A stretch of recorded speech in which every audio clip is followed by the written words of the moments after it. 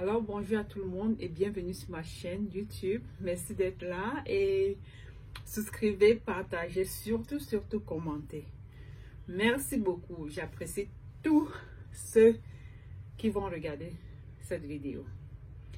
Alors, je vous en prie, partagez cette vidéo jusqu'à ce qu'elle arrive à destination.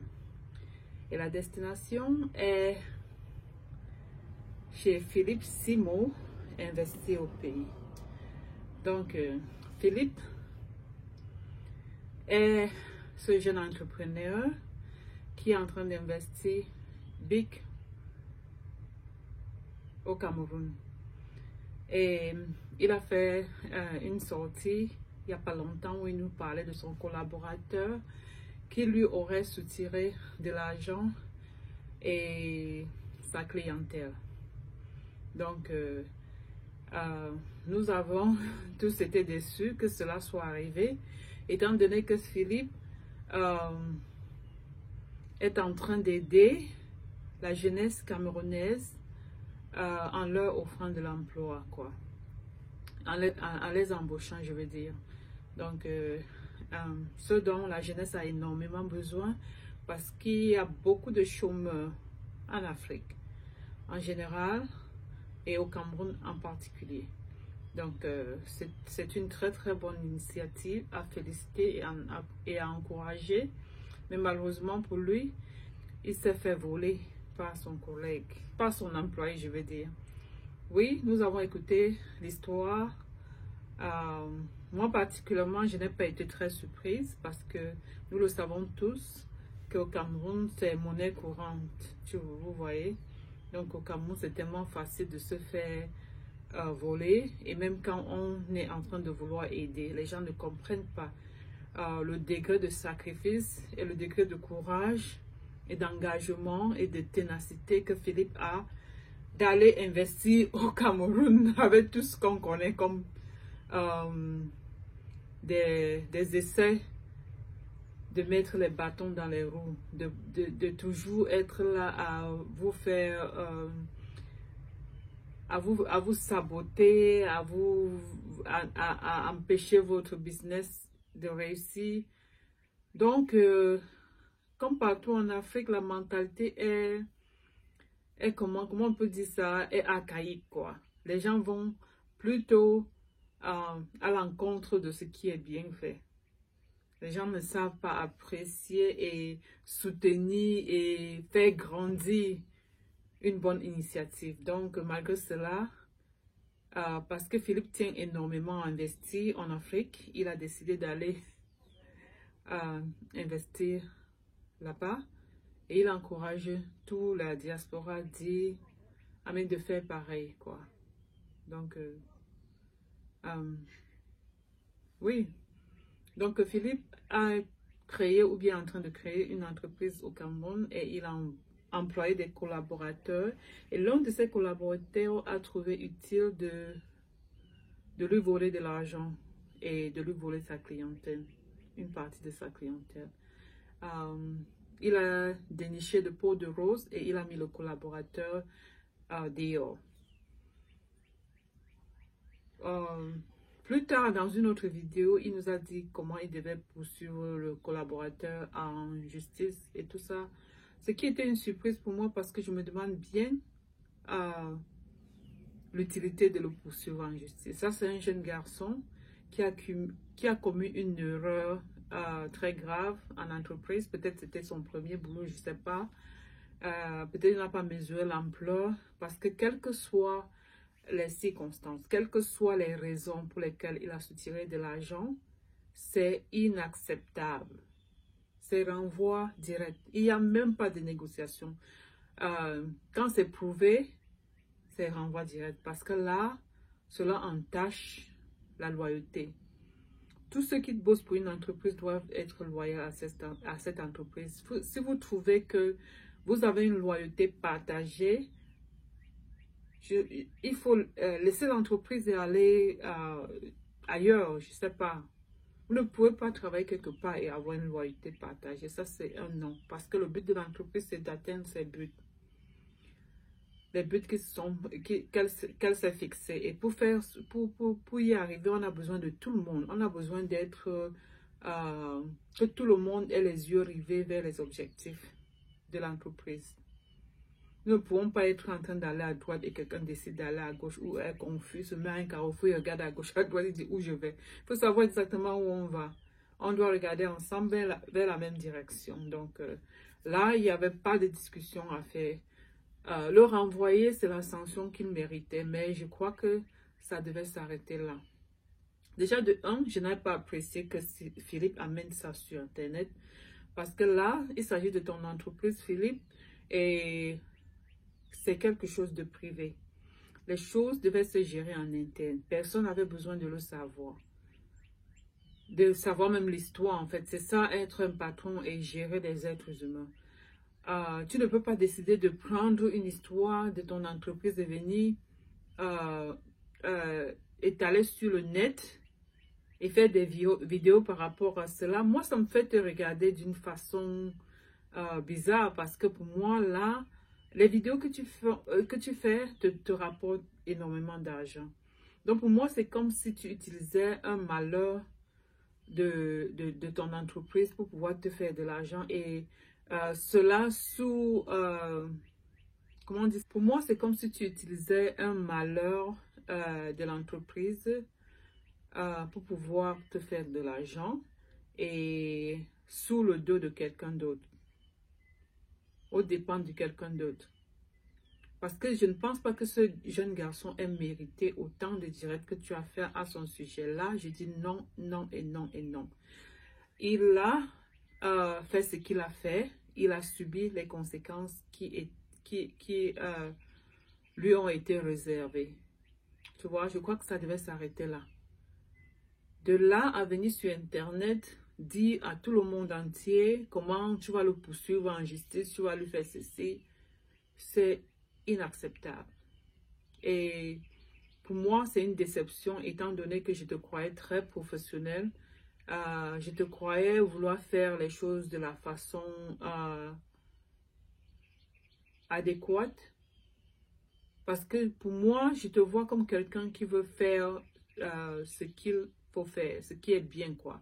Ce qui est recommandé. Tu m'as l'air de quelqu'un qui aime la droiture, quelqu'un qui est sincère, qui est loyal, qui est surtout qui adore et qui aime l'Afrique. Et je me dis que les Africains doivent être au centre de tout ce que tu fais. Parce que la réussite d'une entreprise passe par les gens qui bossent pour cette entreprise. La réussite d'une entreprise passe par ses employés. Ça veut dire que si vous traitez bien vos employés, vous avez plus de chances de réussir, que votre entreprise atteigne ses objectifs. Si les employés se sentent bien traités, se sentent considérés, se sentent faire partie de votre entreprise, se sentent valorisés par l'entreprise, ils vont produire le meilleur rendement possible. Tu vois? Mais si tu les traites comme, je sais pas, comme d'habitude, c'est ce qu'on fait dans nos pays, les employés sont traités comme des torchons, alors que ce sont, sans les employés, l'entreprise ne fonctionne pas. Donc, votre meilleur investissement, c'est sur vos employés. Accorder une formation à un employé n'est pas parce que vous aimez cet employé, c'est parce que vous voulez voir réussir votre entreprise. C'est parce que vous voulez que votre entreprise performe à un niveau élevé pour pouvoir atteindre ses objectifs. Donc, déjà, je n'ai pas apprécié que l'histoire soit sur Internet. Parce que c'est carrément injuste au niveau du collaborateur en question. Il a commis une infraction et il a été puni pour cela. Ça ne devait pas aller plus loin que ça. Donc, le garçon en question est venu nous donner sa version de l'histoire. Ce que j'ai remarqué dans la version de l'histoire de ce garçon, c'était de la douleur. C'était un enfant meurtri. C'était un être tellement en douleur qu'il ne parlait qu'à travers la douleur. Moi, j'ai vu la douleur profonde en lui. Une déception. Donc, pour moi, Philippe, tu as failli au niveau de comment gérer un incident en entreprise. C'est pas parce qu'un employé a commis une infraction que tu vas le traiter moins qu'un être humain.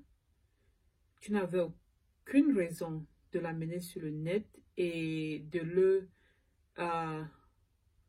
l'étaler ainsi. Il ne mérite pas cela. Il reste toujours un être humain, il garde toujours ses valeurs humaines, il mérite toujours d'être traité avec dignité, respect. Ce sont des valeurs liées à sa personne. Tu n'avais aucun droit de venir l'étaler ainsi sur le net. Et le gars a jugé utile de venir nous donner sa version des choses pour qu'on puisse avoir une idée complète de l'histoire. Et parce que la réalité de chaque personne dépend de comment il perçoit la situation. Donc, il est venu nous donner la version de fait, ce qui nous a permis d'avoir une idée de comment est-ce que lui, il voit les choses. J'ai énormément apprécié, mais tout ce que j'ai pu remarquer, tout ce qui m'a marqué dans sa vidéo, c'était son degré de douleur, de peine. Ce garçon ne parlait qu'un langage de douleur et de peine. Il était meurtri. Il était abattu. Il était offensé. Il était déçu, offensé, se sentait méprisé, se sentait... Ça m'a fait de la peine de regarder sa vidéo. Tu vois? Cela m'a permis de comprendre à quel point il aimait sa grand-mère. Mais en aucun moment, cela ne lui donne le droit d'être déloyal envers l'entreprise parce qu'il a mis son travail sur la ligne pour pouvoir sauver la vie de sa grand-mère. Tout ce qu'il aurait pu faire, c'est peut-être, je ne sais pas, demander un prêt à l'entreprise ou quoi que ce soit. Mais disons, oui, il a fait une horreur monumentale et il a payé pour cela en perdant son travail. Je ne vois pas pourquoi est-ce qu'on doit vouloir le torturer physiquement. L'étape supérieure après qu'il ait perdu son travail serait peut-être de lui demander de rembourser de l'argent. Ça ne sert à rien de le traîner en justice et vouloir faire de lui un exemple comme les gens te suggèrent. C'est vraiment pas nécessaire. Et ça va à l'encontre de selon moi, je voyais Philippe être. Je te vois comme quelqu'un qui veut vraiment être là pour la jeunesse, qui veut vraiment être là pour les Camerounais, à travers des initiatives comme celles que tu as entamées et aussi à travers tes vidéos de motivation, des vidéos qui édifient, qui encouragent, qui conseillent, qui fait tout, quoi. Tu sais, tes vidéos sont très, très enrichissantes, donc je l'avoue. Bon, j'ai compris à travers la vidéo du garçon que lui, il s'est vu être plus qu'un employé. Surtout que tu les appelles les collaborateurs. Donc, cela lui a donné de l'assurance, cela lui a donné... cela lui a fait développer des attentes envers toi, les attentes que tu n'as pas forcément, peut-être, je ne sais pas, reconnues et peut-être essayer de remplir. Donc, il a été déçu, il a été refoulé selon lui parce que tu as développé une certaine proximité avec lui parce que tu nous as dit que tu le recevais chez vous, ton épouse cuisinait pour lui. Bon, tu lui as permis d'entrer dans ton cercle intime, dans ton cercle proche. Et du coup, il s'est senti valorisé, il a développé des attentes, peut-être qu'il n'a pas su communiquer, et peut-être toi aussi, tu n'as pas su lire certains signaux Et aussi, le fait qu'il soit quelqu'un qui t'a autant adoré et qui t'a autant, euh, tu vois un peu, pour lui, tu étais un modèle. Et du coup, il s'est senti tellement euh, confortable avec toi qu'il s'est dit, il s'est fait des idées par rapport à toi. Bon, on comprend jusqu'ici qu'il y a une très, très mauvaise communication. Et là encore, tu as failli. Les relations employeur-employé doivent être très, très claires. Ça veut dire que chacun doit savoir ses devoirs, ses obligations et ce qu'il attend de l'autre, quoi. Et connaître où les limites sont. Il ne doit pas avoir de lignes ambiguës, quoi. Ça ne doit pas être ambigu, ça doit être clair et déterminé. Donc, là, tu as encore failli. Et la troisième chose, c'est que selon moi, je trouve que tu en fais un peu trop avec tes vidéos au sujet de ce garçon. Ce garçon lui-même doit porter plainte contre toi pour angoisse mentale. Tu ne peux pas te permettre de faire carrément un live où tu permets aux gens, aux personnes dont personne ne connaît la moralité, dont personne ne peut certifier qu'ils sont mieux que ce garçon, à le juger, à le condamner, à le traiter de tous les noms, à suggérer des sanctions. Qui sont ces personnes? Ils ne sont personne. Qui les a désignés juges? Et toi, tu ne peux pas avoir une histoire, une affaire en justice et faire justice toi-même. Ou tu laisses la justice faire son travail, comme tu as dit. Ou, je ne sais pas, c'est ton intention, ton envie, ta hargne de profiter du malheur de quelqu'un pour te faire de l'argent. On rapporte énormément d'argent. Tu décides de faire un live de bully. Ça, on appelle ça cyberbully. Donc, tu ne peux pas faire un live où, où tu invites tout le monde entier, les personnes de différents horizons, où vous parlez de quelqu'un comme si c'était un chien, où vous discutez de l'avenir de quelqu'un, du futur de quelqu'un. Ça, c'est l'angoisse mentale. La personne peut sombrer dans une dépression. Je comprends que Philippe Simon, tu as du mal à percevoir comment les gens, les personnes pensent et interprètent certaines choses. Parce que tu as dit que tu n'as pas compris pourquoi on t'a reproché de mettre la photo d'une femme métisse sur une annonce d'emploi qui est faite au Cameroun. J'ai dit, waouh, c'est pas difficile à comprendre. Du coup, avec cette histoire, je me rends compte que, sincèrement, quand il s'agit de la psychologie humaine, j'ai l'impression que tu ne saisis pas encore entièrement comment ça se passe. Faire un live, faire des vidéos sur une personne de façon acharnée, comme tu l'as fait sur ce jeune garçon, peut le pousser très vite dans la dépression. Parce que tu organises un live pour pouvoir lui faire honte, quoi. Où on parle de lui de façon négative, ça peut créer des psychoses en lui. Il ne mérite pas ça. Il a fait ce qu'il a fait, mais il ne mérite pas du tout d'être traité de cette façon. C'est inacceptable. Il mérite l'argent de cette vidéo qui ont été faits en son nom. S'il y avait une justice au Cameroun, je crois qu'il faudrait qu'il porte plainte lui-même contre toi pour avoir une partie des revenus que tu as dû générer avec tes vidéos en l'utilisant, en parlant de lui. Il faut que ce soit clair. Et en passant, je vais dire à travers des initiatives comme celle que tu as entamées et aussi à travers tes vidéos de motivation, d'encouragement, des vidéos qui édifient, qui encouragent, qui conseillent, qui fait tout, quoi. Tu sais, tes vidéos sont très, très enrichissantes, donc je l'avoue. Bon, j'ai compris que le garçon avait vraiment...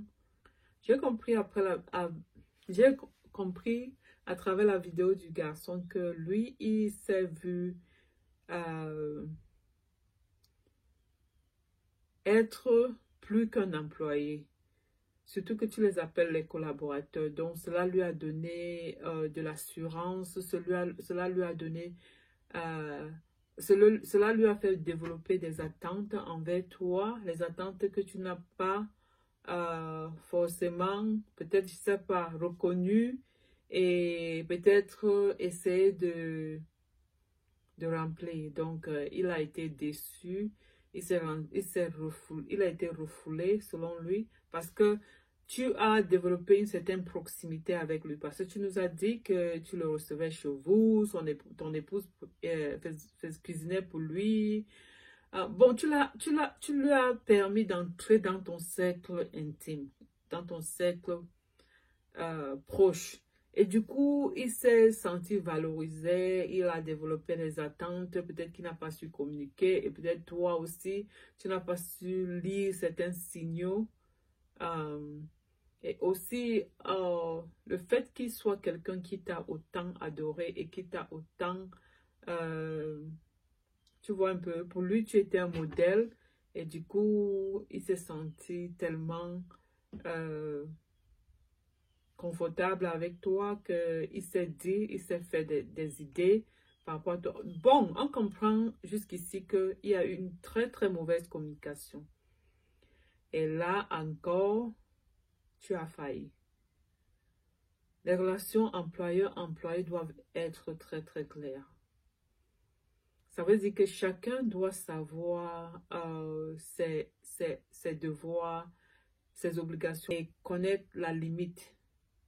Chacun doit savoir ce qu'il attend de l'autre, quoi.